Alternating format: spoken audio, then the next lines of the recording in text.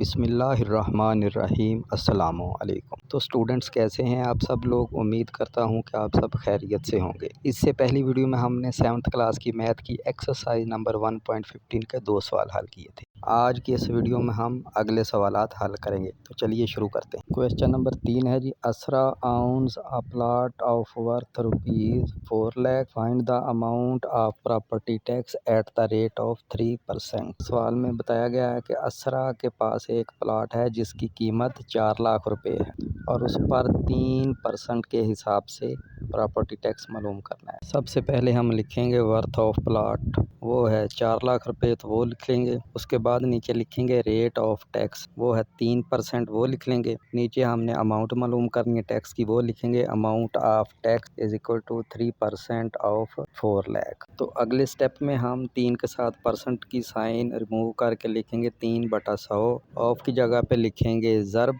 और आगे लिखेंगे 4 लाख। तो ये बन जाएगा 3/100 ज़रब 4 लाख। 100 के 2 ज़ीरो, 4 लाख के पहले 2 ज़ीरो से कट जाएंगे तो बाकी बच जाएगा 4000।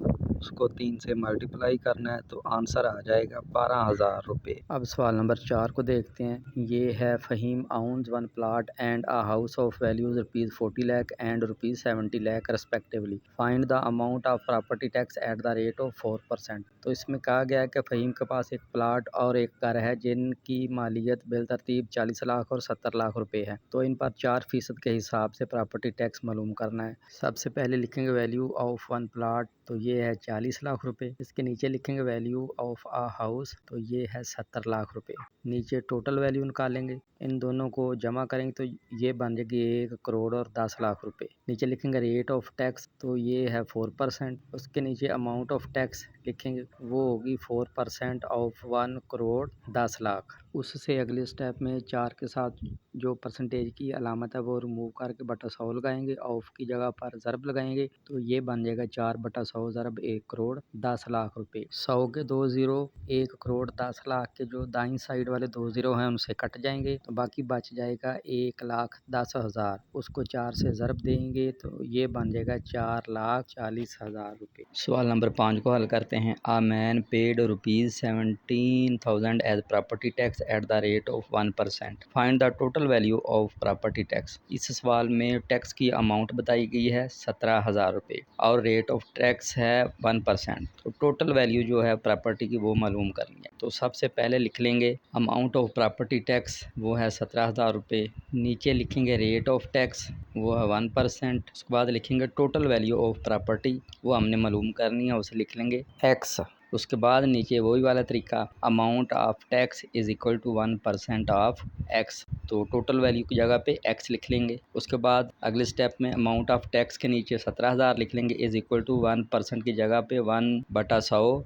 ऑफ की जगह पे ज़रब और आगे एक्स लिखेंगे। 100 इस साइड पे डिवाइड हो रहा है, दूसरी साइड पे 17,000 के साथ मल्टीप्लाई होगा तो एक्स की वैल्यू आ जाएगी 17 लाख रुपए, जो कि प्रॉपर्टी की टोटल वैल्यू है। तो अगले सवाल पर चलते हैं। सवाल नंबर 6। Ammar wants to buy an air conditioner of price ₹2 lakh. If the rate of GST is 17% then find how much money Ammar has to pay. तो इसमें बताया गया है कि अम्मार ने एक एयर कंडीशनर खरीदना है जिसकी कीमत 2 लाख रुपए है और उस पर 17% के हिसाब से GST भी अदा करना है। तो वो टोटल कितनी अमाउंट पे करेगा। तो सबसे पहले लिखेंगे प्राइस ऑफ एयर कंडीशनर, वो है 2 लाख रुपए। उसके बाद लिखेंगे rate of GST is equal to 17%। फिर लिखेंगे amount of GST is equal to 17% of 2 lakh. उससे अगले स्टेप में 17% को 17/100 लिख लेंगे। ऑफ की जगह पर ज़रब लिखेंगे, आगे 2 लाख लिखेंगे। तो 100 के 2 ज़ीरो, 2 लाख के पहले 2 ज़ीरो से कट जाएंगे, बाकी 2,000 बचेगा। उसको 17 से मल्टीप्लाई करेंगे तो आंसर आ जाएगा 34,000 रुपये। अब इन 34,000 रुपये को 2 लाख में जमा करके हमने बताना है कि अम्मार इतनी अमाउंट पे करेगा। तो अब नीचे लिखेंगे अम्मार विल पे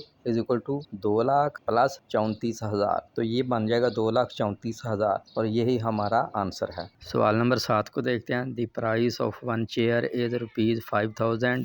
find the amount of GST on 50 such chairs eight the rate of 17%। तो इसमें बताया गया है कि एक चेयर की कीमत 5,000 रुपये है, तो ऐसी 50 चेयर्स की कीमत पर 17% के हिसाब से GST मालूम करना है। तो सबसे पहले लिखेंगे जी प्राइस ऑफ वन चेयर, वो है 5,000 रुपये। उसके बाद लिखेंगे प्राइस ऑफ 50 चेयर्स, तो 5000 को 50 से मल्टीप्लाई कर देंगे तो ये आ जाएगा 2,50,000 रुपये।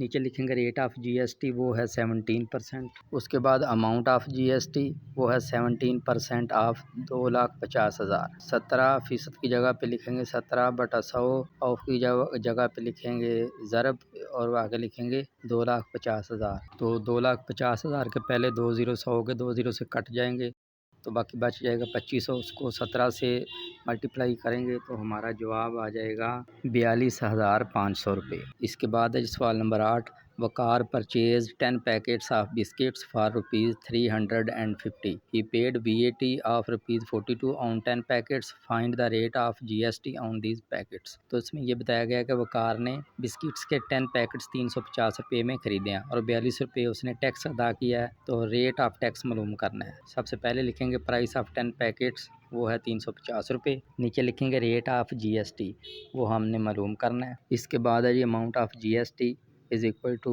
रेट नहीं दिया हुआ हमें, वो हमने मालूम करना, तो ऐसे ही लिख लेंगे रेट ऑफ GST ऑफ 350। उसके बाद अमाउंट ऑफ GST जो हमें मालूम है वो है 42 और आगे लिखेंगे रेट ऑफ GST को वैसे लिख देंगे, ऑफ की जगह पे ज़रब और आगे 350। रेट ऑफ GST को अलहदा कर लेंगे, 350 मल्टीप्लाई हो रहा है, दूसरी साइड पे जाकर वो डिवाइड होगा और ज़रब 100/100 कर लेंगे ताकि जो नीचे वाला 100 उसको बाद में परसेंट की साइन में कन्वर्ट कर सकें। तो जब हम 42 को 100 से मल्टीप्लाई करके 350 पर डिवाइड करेंगे तो ये आ जाता है 12 और ओवर 100। नीचे वाला 100 वैसे ही रहने देना, उसको बाद में हमने परसेंटेज की अलामत में चेंज कर लेना, तो हमारा जवाब आ जाएगा 12%। बकिया सवालात इंशाल्लाह अगली वीडियो में। और आखिर में आपसे रिक्वेस्ट है कि मेरे इस चैनल को सब्सक्राइब कर दें, वीडियो को लाइक और शेयर भी कर दें।